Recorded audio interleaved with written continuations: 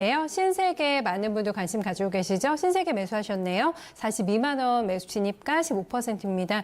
요즘 많이 떨어지는데 왜 그럴까요? 궁금합니다 하고 문점을 좀 남겨주셨는데요. 박훈 전문가님, 다른 분들이 들으시면은 뭐 이게 빠지는 거야 라고 생각할 양반이죠, 정도로 양반. 정말 양반인데 네. 그래도 이제 또 들고 계신 입장에서는 신세계 인터내셔널은 계속 고점 내는데 왜 네. 신세계는 밀리지? 이런 생각을 하시지 않을까 싶어서 최근에 뭐 지금 이 종목 같은 경우 시장 때문에 빠지는 거라고 보세요? 자체적인 요인보다는? 이쪽 섹터들이 사실 그 시장의 폭락이라고 해야 될까요? 그것을 불러일으킨 재료에서 굉장히 좀 안전하다고 해야 될까? 이제 영향을 안 받는 그런 업종이죠, 실질적으로 내수주들이. 네.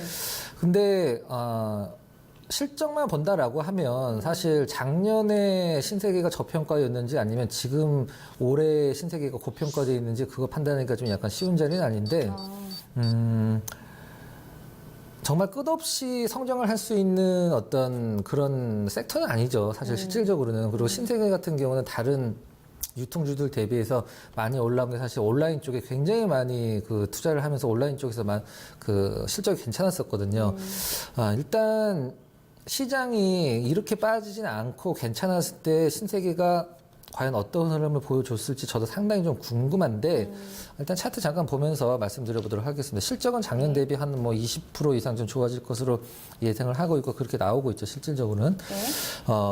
예전에 올해 한 2월달, 3월달 정도쯤에 신세계 흐름을 지금과 같이 한번 비교를 해서 볼 필요성이 있다라고 생각을 하고 있는데 그 당시에도 보통 올해 2월 초쯤에 신세계가 이제 고점 찍고 고점을 계속 낮추는 과정이 좀 나왔어요. 이건 뭐 차트를 본다라고 하는 분들한테 뭐 누구한테 얘기를 하더라도 뭐 고점을 돌파를 못하니까 별로 좋아 보이진 않는다라고 얘기를 할 수밖에 없는 흐름인데 누가 그러느냐고 신세계가 이제 드라마틱하게 이제 주가가 굉장히 많이 올라왔죠. 그럼 지금 흐름을 보면 일단은 시장 영향은 분명히 있습니다. 시장 영향 분명히 있고 어떤 실질적인 측면이 시가총액이 거의 반영이 됐다라고 보고 있기 때문에 가장 큰 문제는 굉장히 많이 올라온 주식은 이제 고가권에서 뭐 방망이를 좀 짧게 잡고 사셨을 수도 있습니다만은 이렇게 많이 올라온 주식은 사실 떨어질 때 불안하잖아요. 제가 항상 강조드리듯이 주식 투자에서 가장 큰 악재는 많이 오른 것이고 가장 큰 호재는 많이 내린 것인데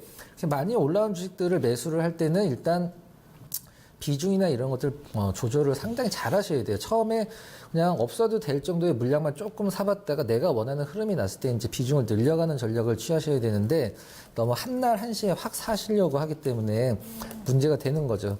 일단 오늘 빠진 것은 시장 영향이라고 보고 이 신세계의 주가 흐름을 좀 이끌어왔던 중장기적으로 외국인들 수급이 아직은 뭐 그렇게 특별히 나간 자리가 보이지 않기 때문에 기관 수급은 좀 단기적으로는 기관 수급을 따르고 중장기적으로는 이 그 신세계 쪽을 따르기 때문에 일단 외국인 수급 한번 주가의 결정력이 있기 때문에 반등을 한번 기다려 보도록 하겠습니다. 그러나 막 정고점 넘어가면서 막 이걸로 한 50% 40% 수익을 내야지 이런 개념의 어떤 보유는 조금 지금 신세계 흐름상 부합하지 않는다라고 보고 있습니다.